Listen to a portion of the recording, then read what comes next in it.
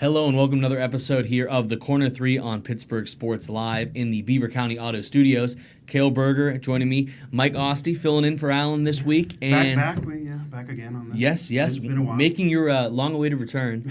I'm sure they were excited to have you back. And it's a big day, a special edition of the Corner 3 here. It is NBA trade deadline day. It's basically like Christmas. It's a great day for an NBA really fan. A lot of drama. It's Yeah. honestly like a second free agency period with guys going everywhere, guys being bought out of contracts. Almost more important than you could argue than ever before because now players, there were collusion fines and players are trying to finagle these deals. There still are those, but players are trying to, currently there are players trying to finagle deals and trying to get all this stuff done because as the generations progress, players don't want to, there's no patience anymore. No. So this is now it's almost another edition of free agency at the trade deadline because players and teams, they just don't want to wait. And because players aren't waiting, teams are forced to do things.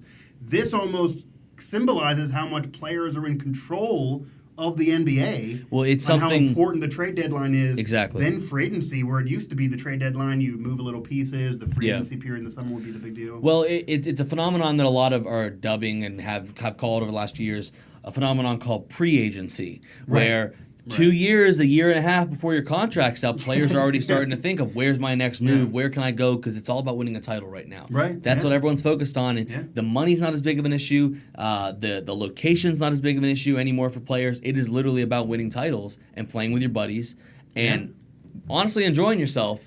And you can't hate on them for that. It makes sense. We can't. all kind of want to, work with our buddies and do things that we enjoy, or else we wouldn't be doing it. Yeah. It's kind of what this venture is here. But that's absolutely controlled and forced the hand of general managers and head coaches and franchises, and it's all back thanks to LeBron. But we're now here. This is the LeBron generation, and we will circle back to LeBron at the end because I have some thoughts. Okay. But it was obviously a very active trade deadline.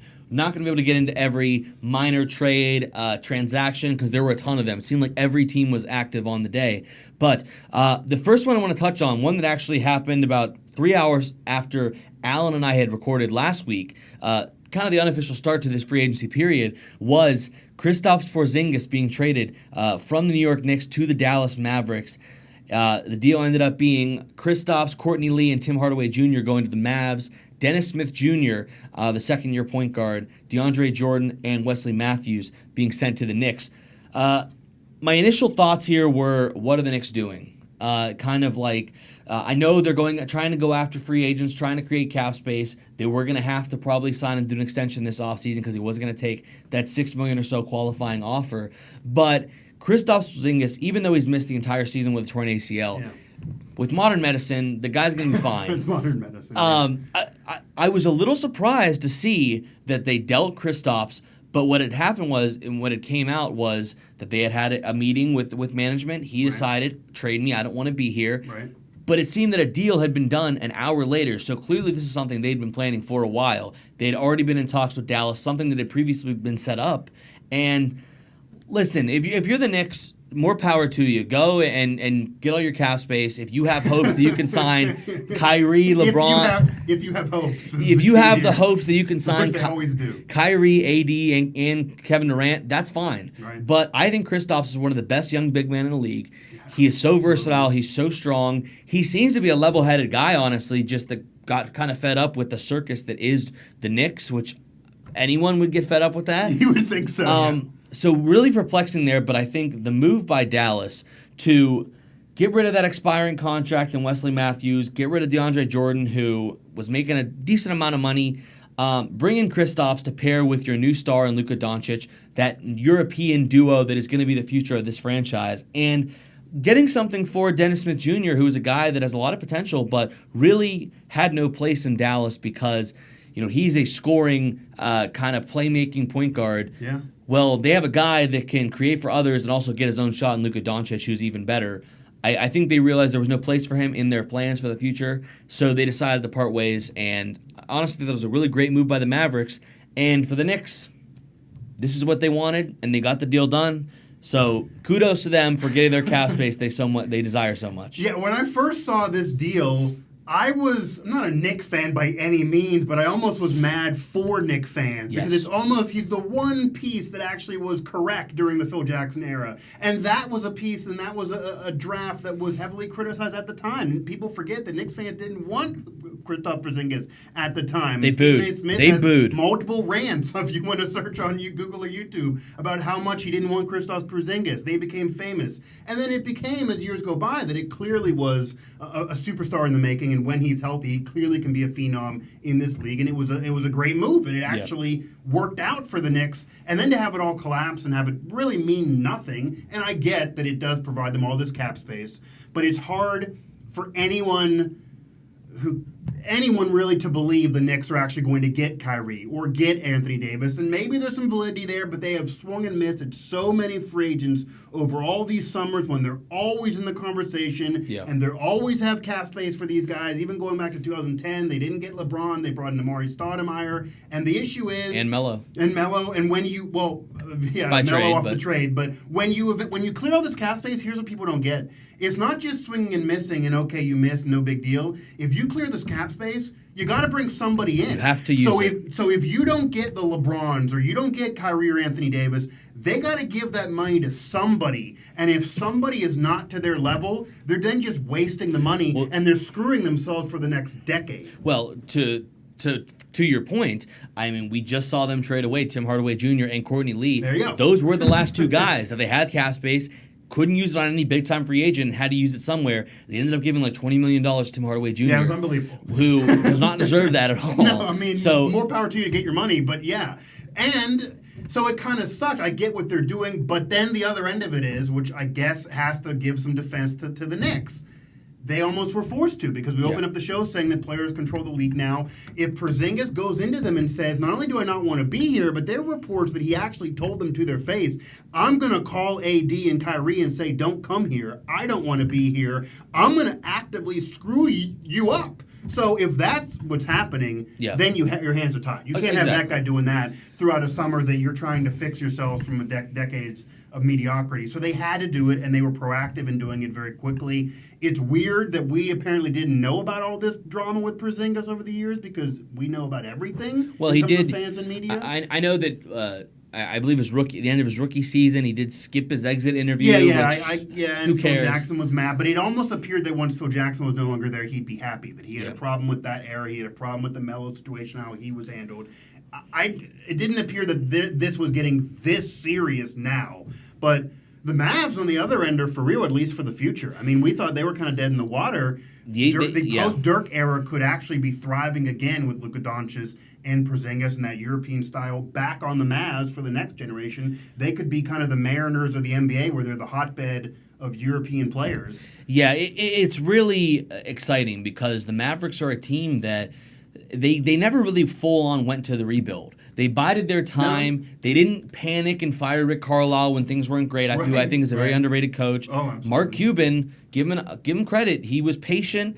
They didn't go full in tank mode, even though he said many times that it does benefit teams to do that. Right. They bide their time, and they made a great deal to get two of the best young talents in the league, who I think are going to be one of the best duos for years to come. It honestly reminds me of Steve Nash and Dirk Nowitzki, that kind of a duo. So going to be very exciting to see how those two continue to play for years to come in Dallas. Second big trade that went down, this was one that went down yesterday morning at like 3 a.m. I woke up and had a bunch of notifications as to what went on. That's one thing, you can't sleep during trade season. There was a Woj bomb that was dropped late at night or early in the morning, and that was Tobias Harris traded from the Los Angeles Clippers to the Philadelphia 76ers. They are going all in, it seems like. They decided to...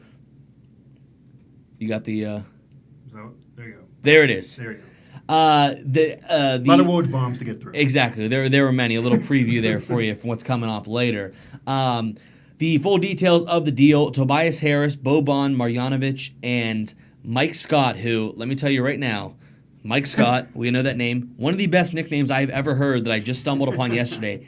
Mike Scott, the 3 general manager That's not bad. That's for not all you bad. Office fans out there. That's not bad. Not at Mike all. Scott, and now he's in Philly. Can we get a meme of him with the Travis Scott shirt off and maybe the regional manager tattooed on his body? Yeah, that would be perfect. definitely be great. And the Clippers will see Landry Shamet, Wilson Chandler, Mike Muscala, and a 2020 first-round pick, 2021 first-round pick, which is via the Heat, an unprotected pick, which can become very, very valuable if the Heat end up sucking the next 2 years or so. 2021 second-round pick and a 2023 second-round pick. So a really great haul by the Clippers for a guy that they probably weren't going to re-sign anyways, who's having a career year in Tobias Harris.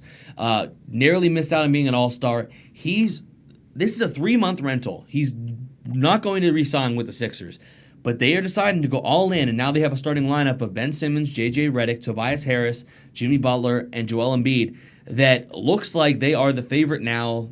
One of the favorites. We'll get to the other two favorite teams in the East in a second here, but looking like one of the favorites, and credit to the Sixers who are deciding to go all in and think they have a shot. This is a team that beat the Warriors by about, I think, 9 points last week, who knew that they had enough to be able to contend with the reigning champs, that decided we could still use a little bit more. And they went out, they made the deal. Kudos to the 76ers. Excited to see what they can do with Tobias Harris. The Sixers are going for it, and we'll get to in a second, but this almost was the tone of this trade deadline more than any others, that teams are saying, you know what, you're not going to re-sign with us? Okay, you don't like us?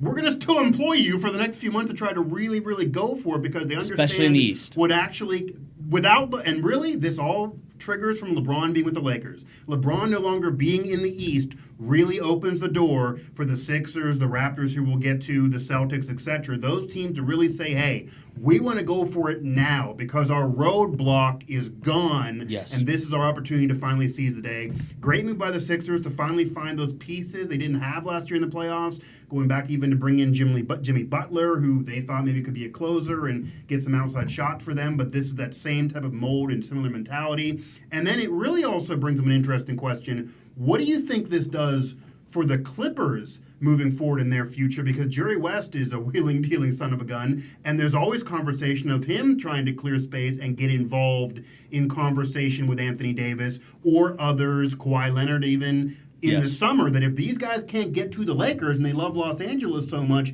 hey, we'll take you. And the Clippers, they had their run a few years ago with Lob City, but Jerry West being there and now kind of building this intelligently with space, if he can get one of those stars, the Clippers might be more of a legit contender than ever before if things can actually go well for Jerry West. And it's still up in the air because they're the Clippers. But you're right. They're ready. But they certainly, and they have a young core that I think they want to build around, and they're eager to add more to. Right. Obviously got a really good haul of picks, especially that 21. They're still going to need a star, though. Yes. That's how the NBA is. Yes, and especially they got that 2021 unprotected pick from the Heat, which could be huge in a few years. But they have Shai Gilgeous-Alexander, who's really impressed them as a point guard coming out of Kentucky as a rookie. Montrezl Harrell's there. He's been pretty solid at the power forward center spot. So they have some young guys they're trying to build around while drawing a star in there. Really impressed with the job that Jerry West has done. And the Clippers, I think, are honestly in a way better situation than the Lakers are right now. You could absolutely argue that they don't have the brand, but another little tease there. We'll get to that a little bit later as well. You could argue that in terms of how they're building the roster, in terms of who is there, in terms of trying to show that there's some contention now and maybe impress guys for the future, that you could be the added piece. I would really be attracted to the Clippers if I was one of them. The only issue is, it's the Clippers. It's the Clippers. It's not the Lakers. There is a cachet difference. Yes. Two more kind of trades I want to get to before we get to some of the other drama that transpired today. These are still some from last night. Only in the NBA are guys traded during pregame warmups and traded during the actual game. And both of those happened last night. The first one was Otto Porter being traded from the Wizards, them deciding to wave the white flag, being sent to the Bulls for Bobby Portis, Jabari Parker, and a 2023 second-round pick. This is clearly the Wizards deciding that we're completely waving the white towel. John Wall done for 12 months now with a torn Achilles. They're officially rebuilding and trying to start things over. Finally. In getting rid of a really bad contract they gave to Otto Porter 2 years ago, they get Bobby Portis, who is going to be a free agent, and Jabari Parker, there's a team option on him for $20 million that they're most likely going to decline. So they get rid of that. They get some cap space. They're all trying to get under the luxury tax. So if you're going to be bad, you might as well save some money. But Otto Porter was in pregame warmups in Milwaukee, and two guys came out on the court in the middle of his shooting routine and said, "Hey, get off the court. Go back. Sir. Hey, you can't do this here." One of the funniest things I heard was on NBA, the halftime show last night on ESPN. Paul Pierce said, so he got traded from Milwaukee to Chicago. Did they just, usually they get the guy right on the plane, but did they just call him an Uber? Yeah. and nice. Uber XL and tell him to get down there. there. Are we paying for that which Uber? team is? I'm not sure. Uber Eats? But really funny. The second one was Harrison Barnes, who got traded in the middle of the game. He hit a 3-point jumper, checked out, and then looked distraught on the bench. And he got traded to the Sacramento Kings. Does he regret the 3-pointer now? I guess. Someone said if I found out that I was traded in the middle of an NBA game, I would just start jacking up half-court shots. Who cares? I mean, the team doesn't want me. I guess they're not going to put you back in. What are they going to do? Find me or something? Bench me? They're not on my team anymore. Yeah. But he got traded to the Sacramento Kings for Zach Randolph, and his name is escaping me right now. I know you got it right there. Jackson from North Carolina. Justin Jackson, the swingman formerly from North Carolina. So I think a decent deal for the Mavs. We talked about them kind of going into the Luka Porzingis era, getting rid of that max salary that they had paid to Harrison Barnes, because another reason you had to pay somebody, and they did a few months later. He has a player option this year, and a good deal by the Kings because they're right now 9th in the playoff race in the West, have a chance to contend. And I think it's a really good move by them to pair him with De'Aaron Fox, some of those other players, Willie Cauley-Stein, to make that push and try to get into the playoffs. What a really interesting storyline it would be to have the Warriors and Kevin Durant going up against a guy who he replaced, in a sense, in Harrison Barnes in a playoff series, Sacramento against Golden State. That would definitely be something. But I think a good move by both sides, and just really represents the fun of this whole NBA trade deadline that he was dealt in the middle of the game last night. Yeah, and these things do happen in other sports too, not as often. It did happen in baseball. It's happened in baseball before. I mean, Bobby Abreu years ago, he was traded from the Phillies to the Yankees, and then Jimmy Rollins literally shaved him in the middle of the dugout because you have to have a fully shaven beard, and he had things going crazy in Philadelphia. So it's funny, players, your teammates, they're even going to have fun with it. But you do have to wonder, how can a management, especially now with these franchises, when their management is such a vague term. I mean, you're talking there's hundreds of guys that have different managerial roles, or even communication departments, or PR staff, or even interns who are more involved than ever before because of social media.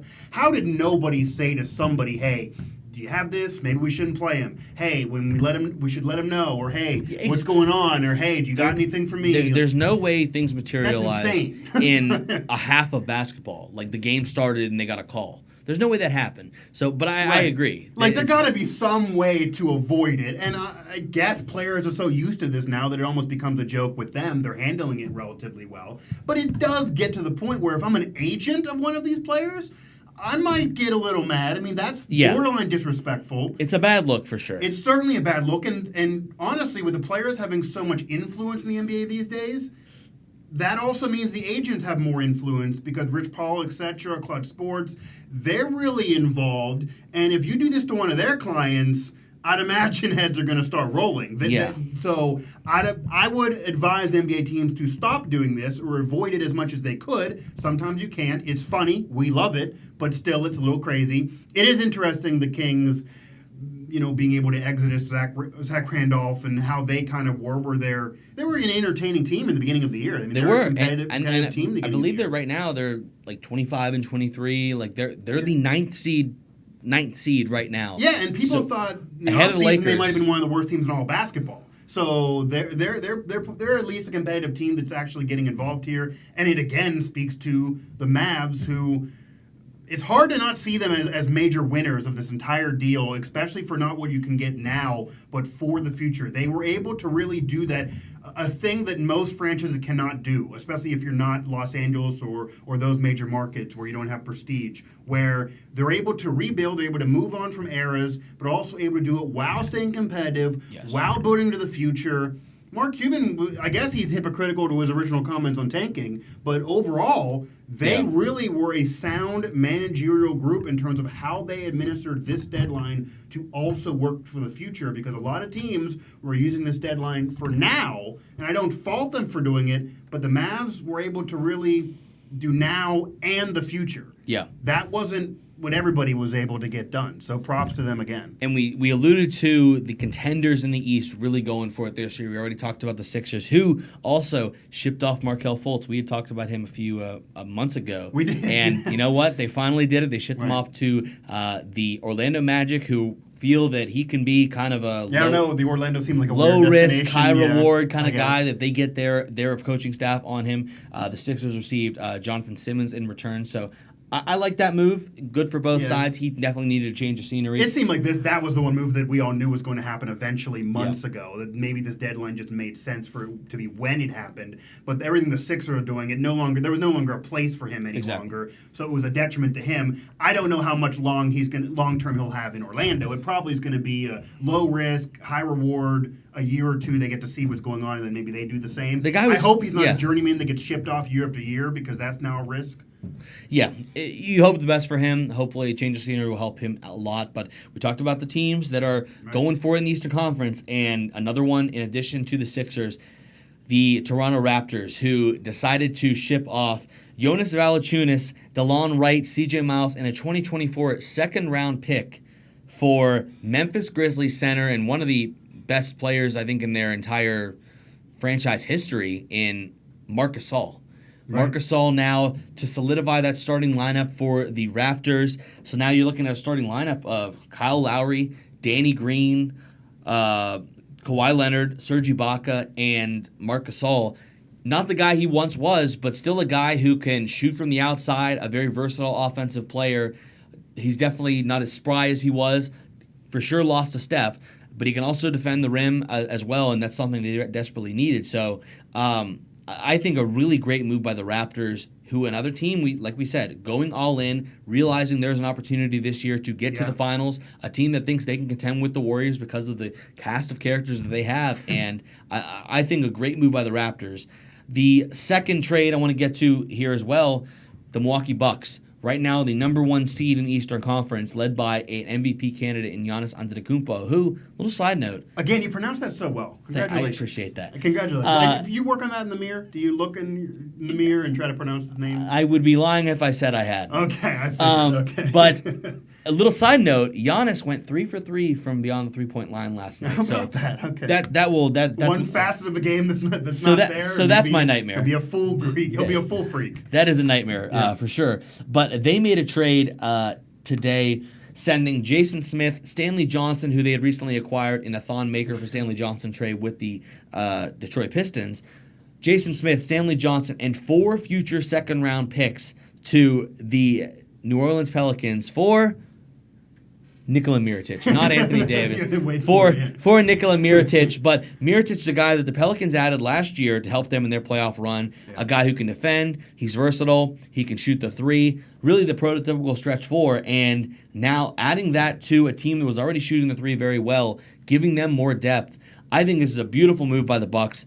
I think this is honestly one of the best moves of all these teams because they didn't give up a ton. Right. The 4 future second-round picks certainly, 4 of them, kind of, I question that. But in terms of the players they gave up, Jason Smith sounds like a guy they created in 2K to fill out the roster.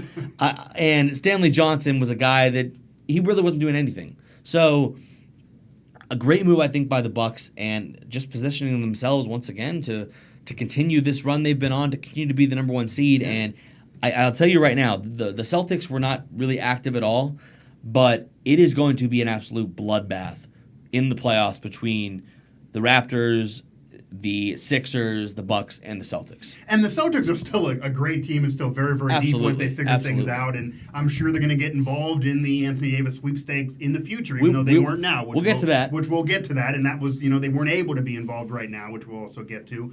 But it really does speak to Milwaukee being intelligent. And this is one I don't think people don't realize enough in this world. They know their role. They're very aware. They're self-aware. people are not as self-aware enough in this world. And they're very self-aware to themselves, to their situation, and they're trying to be more self-aware than you could argue a comparison, again, from a small market with a similar player, a single lone ranger of sorts, to what Cleveland was in the first LeBron run, where they weren't really self-aware. The first few years, okay, LeBron, you and everybody else, and Cale and I, if we're with LeBron, they can take him to the playoffs, and they just didn't worry about anything. Yeah. Towards the end, they start, okay, now we're bringing in some players that you're friends with that are veterans that you know. They brought in Shaq and a few others. Antoine Jameson. But they were well beyond their prime. I mean, these guys were just standing around being friends with him. He can go hang out, but they weren't really helping the cause anymore, and LeBron got fed up. And again,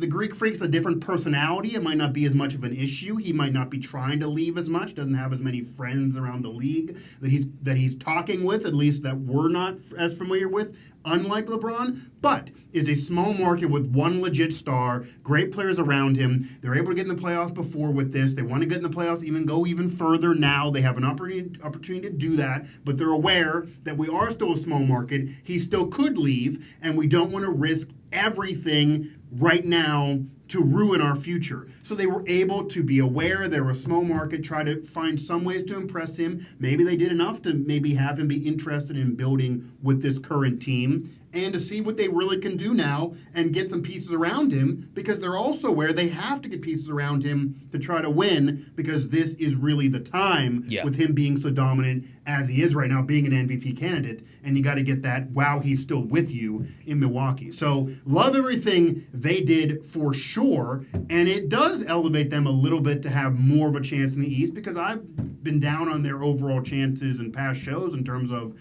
it can get them through a round or two like last year, but I didn't think they could go further with the Greek Freak being really the only major star, even though they do now have another all-star in name only. So maybe now they could go deeper. They got to have guys that can get minutes and play well and have them not collapse when the Greek Freak is, and I won't try to pronounce his name like you. You got to give it to me once. is off the floor. By the end of the show, I will. Okay. When he's off the floor and taking a respite, and they can't just completely collapse. So now there's an opportunity where they can still have a chance in games. I'm always going to have respect for a team and a team that is going to go all in, recognizes their window, and is going to do everything in their power to take advantage of that. Right. Certainly that's what they've been doing this year. They made the trade earlier on to get George Hill as a backup point guard. They signed Brook Lopez, who's shooting he's like a top 30 3-point shooter, which is wild. Right. So they have a lot of pieces. Chris Middleton, a first-time All-Star. Really excited about what the Bucks can be, and like I said, a lot of low-risk, high-reward guys. You're right. And a lot of maybe veterans people gave up on, or younger players they maybe think there's something in them that others didn't see.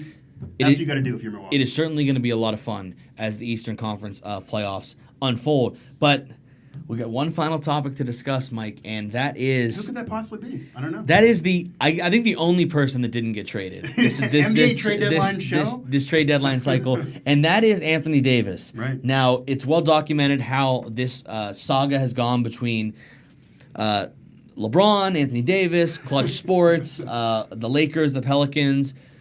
A few weeks ago, Rich Paul and Clutch Sports announced that he wants to request a trade. He wants to be in LA. Right. And the Lakers immediately started making offers. And LeBron clearly campaigning to get his guy there, to get another superstar with him in LA, which obviously was always the objective. But that didn't really sit well with the Pelicans. No. And the Pelicans, I think, they understood that they were not going to have Anthony Davis for the foreseeable future, but they thought they were going to be able to wait until this upcoming summer to be able to push off this trade talk. And fairly to them, that was what Anthony Davis was saying publicly until a couple weeks ago. Exactly. So they didn't expect this to be coming on so soon, but the Lakers went all in. They decided, and publicly I may add, every other trade was, you heard nothing about rumblings about Marc Gasol going to the Raptors, any of these kind of deals, and this was the only trade that was kind of just out in the open. And they were willing to pretty much part with statues. I feel like Shaq's retired number was in jeopardy that we got back here in the studio. Well, they would give up anything that the Pelicans wanted. They kept offering progressively I guess, sweeter and sweeter deals that the Pelicans were just not taking. They were involving Ingram, Lonzo, Kuzma, Josh Hart, picks. They were going to take on bad contracts for the Pelicans. And every offer they gave them, the Pelicans said no. Yeah. And let me read this final offer to you just because it's so ridiculous. And and let me tell you, a few days ago, I was saying Dell Demps, the GM of the Pelicans, should be fired. You are going to lose this man. He already said he will not go to the Celtics, and they are not going to give you Jason Tatum if he is not going to commit long term. Yeah, did you think he was just being petty? It was just almost pettiness. Well, I'll get to it because that's what it is. Right. The final offer was Lonzo, Kuzma, Brandon Ingram, Josh Hart, Zubac, KCP, 2 first-round picks. Are you still with us? And they were going to take on the awful Solomon Hill contract from the Pelicans, take that off their hands. When these were coming out the other night, the Lakers lost by 42 points because this entire roster of young players looked absolutely distraught, confused, unsure, didn't no idea what to do because this was a completely public trade and they never exchange. been through this before. They're young. That's what everybody but LeBron had never been through one of these trade deadlines. Every player on this team was being involved in these trade talks except for LeBron James. Right. And what I think the case was, we talked about pettiness, I think this was Dell Demps and the Pelicans saying, you know what? You want to go to the Lakers? There's no chance in hell we will send you to the place you want to go to. Right. So they did everything in their power to run up the price with no intentions of ever making a deal with the Lakers while simultaneously sabotaging the Lakers' playoff chances and sabotaging their locker room culture by completely disrupting every young player in that locker room, getting them involved in these trade talks with no intent to make a deal at all. But in a way, sticking it to Anthony Davis while simultaneously sticking it to LeBron and the Lakers for their tampering that is not being called tampering by the league, I guess, which clearly was. I went from being angry at Dell Demps saying he should be fired to, listen, I get why you're mad, and I'm all here for the pettiness. And that certainly was one of the most petty things I've ever seen. It's a petty league. It's a petty league, we knew. It's amazing. You could argue this is the most petty action in the NBA in years in a very petty league. So congratulations. And this is now looking like the Lakers are in danger of missing the playoffs. Obviously, LeBron missed 10, 12, 15 games or so. But regardless, he comes back into the fray trying to get reacquainted with all these players that he missed so time playing with. They clearly have the message that they're expendable to him. Exactly. And we all know LeBron wants to say that he has no control. Right. LeBron is the one with Magic Johnson and Rob Pelinka that is saying we don't want that we will trade anybody. And when you have this be public like this, that is incredibly difficult to try and get these guys back under, for lack of LeBron's wing, for lack of a better word, and try and get this thing under wraps and get it working again. I think the Lakers are absolutely done for this season. A great move by the Pelicans, I think, in terms of strategy and just sticking it to the status quo, I think, for lack of a better word. Just a wild turn of events, and I didn't think he would be traded at all, to be honest. I didn't think this was ever going to happen. Right. But this is... Nobody could predict this kind of pettiness. This is petty. This is pettiness being used as psychological warfare. Right, it's incredible. It's unprecedented. I got 2 quick questions here before I give my takes. Number 1, do you think that LeVar Ball's recent comments, because we actually haven't heard from him all year. He's done with LeBron wine and he stayed quiet. But he was on Fox today. His recent comments the last couple of days where he was making it clear that if Lonzo's trade, I'd prefer Phoenix. I don't want to go to New Orleans. Did that cause any problems to this at all? Did he... I think the problems were already caused enough by the Lakers themselves. Did he flame any fire, I guess? I really don't think he did, even though he did come out today and say on Fox Sports with Skip and Shannon. Because the Lakers can't love this. I mean, they gave Magic is publicly told him, shut up. Of course. But I think they have other things to deal with, mainly the fact that another NBA team has, you want to talk about tampering, they have tampered with an entire roster psychologically to ruin this team. I think they have bigger fish to fry than I think LeVar they Ball. underrated that. I don't know if there was arrogance to the Lakers or what was going on, but they might have undervalued that possibility because while it's a very petty league, the NBA also might be the most emotional league. It is. Where the players are very much in control. So their emotions, like if this locker room wants to go to LeBron and say, you don't want us, we have another 15 years in some of our careers. You have a very short leash. They could legitimately sabotage and ruin LeBron's entire Lakers run if they want to. They could. At this point. Yeah. So there's not as much control with the Lakers and LeBron as LeBron's used to, as the Lakers are even used to, as Magic Johnson's used to. And as much credit as Magic Johnson gets for bringing LeBron in, he really wanted to go there anyway, as long as they got their crap. As long as they got their shit together, he was going to go to the Lakers. Yes. So that's all he had to really do. He didn't have to finagle anything else or have any psychology sessions like Dan Gilbert had to do. He just had to clear the space, and LeBron was going to come aboard. So that's a little bit overblown. And now you get to a situation where LeBron, maybe he was okay with not winning a championship this year, but certainly wanted to work towards it, certainly wanted to be a playoff team. He has also publicly said that my patience will eventually wear thin if I don't see this progressing towards the championship in the next few years. He is getting older. He wants to be there anyway for Hollywood, but you can't convince me he doesn't want to try to win a championship in these next 4 years. He probably doesn't have much beyond that for another contract because he is getting older and he has 34. so much more that he wants to deal with in the NBA. I would imagine that he doesn't want to, unlike Tom Brady, he doesn't want to be 45 years old on the Lakers trying to win titles. He wants to have that behind him, already accomplishing it, and now begin movies in Hollywood. This derails and ruins all of that, but I will say, while this is a petty situation, while the Pelicans may regret this in the future, and while I've argued in the past, and all of us have argued that Cleveland and other small markets and in Denver and those teams, that when you know you're going to lose a star, it's better to be proactive and try to get something rather than nothing. However, we opened up this show talking about the players controlling things so much, and especially from LeBron in the summer of 2010, and how that's got us to this point. This is really the first time. Honestly, in really pro sports, this is either the first or at least the most publicized and biggest situation where a small market basically said, you know what, Yankees, you know what, Lakers, F you. Yeah. We're just going to screw ourselves to not help you. This would be like the Pirates saying to the Yankees, we have no chance, we're going to lose our superstar, but you know what?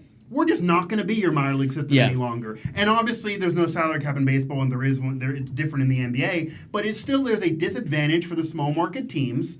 Absolutely. They can lose superstars. They have a shorter leash. They have to do different things. They have to do what Milwaukee did this deadline in order to win in the future. And they're really at the risk of losing these superstars and every whim of them because of how the NBA is. And they basically said to the Lakers, and the Lakers it doesn't appear they saw this coming. Magic Johnson, there probably was some arrogance there where he's, okay, I brought LeBron in. LeBron's going to make everybody want to play here. There's always been collusion in the NBA. There's even collusion back to Magic Johnson's day in the 80s, but nobody ever cared. And now, obviously, it's running rampant with the players having more control and wanting to play with their friends. Yeah. But the NBA won't care. The NBA, he also probably thought this. The NBA wants the Lakers and LeBron to be good. The NBA will find a way to make this happen for us because we're the Lakers, it's LeBron. Adam Silver wants LeBron in the NBA Finals. He doesn't want the Lakers missing the playoffs in these 4 years with LeBron.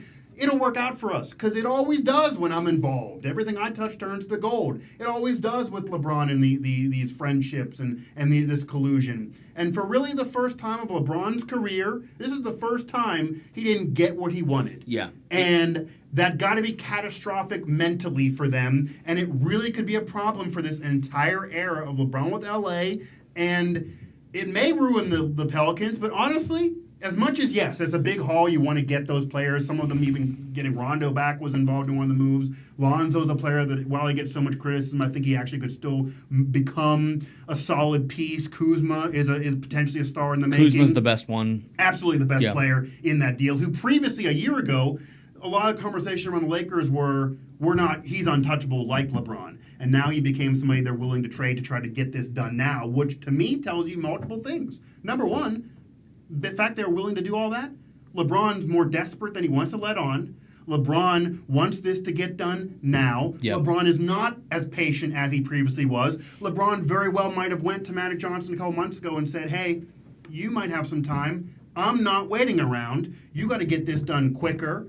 That all may have we're never going to know 100% for sure, but all of that leads me to believe those things happened for them to be so willing to give up pretty much everything except for LeBron for AD And while they still have a chance in the summer, and the Celtics now will get involved, other teams now can get involved in this, and maybe they can also provide better deals. And the Pelicans know what was initially offered, so they're probably going to have to offer something similar. They may get him in the long run, but part of me is almost a little proud of the Pelicans to say, you know what, they weren't going to win a championship even if they got all these players. They still were going to be years away from rebuilding. They would have needed to draft somebody. They would have needed to get another Anthony Davis, which really, in all reality, they're not going to get. So in the next decade plus, regardless of what happens with Kuzma and Lonzo's career, they're not going to win a championship. They're not going to get into the finals. They're not going to get all the endorsement deals. They're not going to get fans. They're not going to get the next Anthony Davis, in all reality. So if you can't do it, then be petty and stick up for yourself, and maybe sticking up for the little guy a little bit will maybe get into the heads of these big market GMs in the future to say, hey, we don't want what to happen to the Lakers to happen to us, and we don't want to maybe have the collusion too publicized or be too arrogant and disrespectful with it, to where this small market team that normally would trade with us, especially with an offer like that, is now just not going to do it to be petty. Yeah. A lot said there. A lot was said there, but you're you know right. what, I mean, that a lot needed to be said there, because that was 3 weeks of material. But yeah, it certainly is going to be very difficult, I think, for the Lakers to figure this out, to get things working again. It seems like the point of no return in terms of treating all of these players like they're assets, like they're commodities instead of people. Does this linger and get into the offseason where even if they can get back in the AD conversations, that Kuzma and LeVar and Lonzo go to them and say, now I want out? And I mean, does that get into, do we have a Porzingis situation here where they force somebody's hand and then? I don't know. I don't think so. I think that those guys are kind of just. If you alleviate that, then while I agree with you, maybe it won't be as big of a problem long term. Yeah. But right now, it is certainly an issue. And right now, their only focus is making the playoffs, and that's going to be very difficult when your entire team doesn't think that they want you there, or thinks that you're replaceable, and or that doesn't value you as a player. Right. And it's going to be interesting to watch. It's going to be interesting to watch how all of these trades and transactions that happen, how they all transpire, how they affect things going forward. We're approaching the All-Star game next week, and it's going to be a lot of fun to see how things go down the stretch. It's almost fun to say the least. Yes. This is everything that happens in the NBA more than even other sports, especially in trade deadlines and off seasons. It lingers and lingers and lingers, not only to your teams and which contenders are legit, and whether teams are mentally, like the Mavs, maybe thinking, well, if KD leaves and goes to the East, then we'll have more of a window, and these Eastern teams thinking we have more of a window now with LeBron gone. But even psychologically and mentally, and there's so much the pettiness that goes on in the NBA, but LeBron, this is a new thing that we have not seen in 20 years. LeBron did not get his way. He got his way through high school. He got his way to begin his NBA career. He got everything he wanted, whether it was intentional or just accidental falling into it, where he got drafted by the Cavs. He got everything he's ever wanted. Now, he may have wanted to win some more NBA Finals, but for the most part, he got everything he's ever wanted. Yeah. And now he's not getting what he wants. I don't know if that's from a decade of these teams getting fed up with him running the league. I don't know what it is. I mean, Greg Popovich was also very. I don't know. Do you think he had any influence in his clout where he basically told the Pelicans publicly, "Don't give in to the Lakers"? I don't think so. I think they're definitely thinking for themselves, but I certainly do think that a lot of the league are saying we're not going to have our hand forced. We're going to sit in our ways. We're going to make our own decisions and not let another team dictate what we do in our front office. And that's certainly, I think, the case of what we've seen with the Pelicans, like you alluded to earlier. Yeah. But that is going to do it for us here today on this special trade deadline edition of the Corner 3 on Pittsburgh Sports Live. Also, as always, want to thank Beaver County Auto for the sponsor here at the Beaver County Auto Studios. Also, follow me on Twitter, Cale_Berger.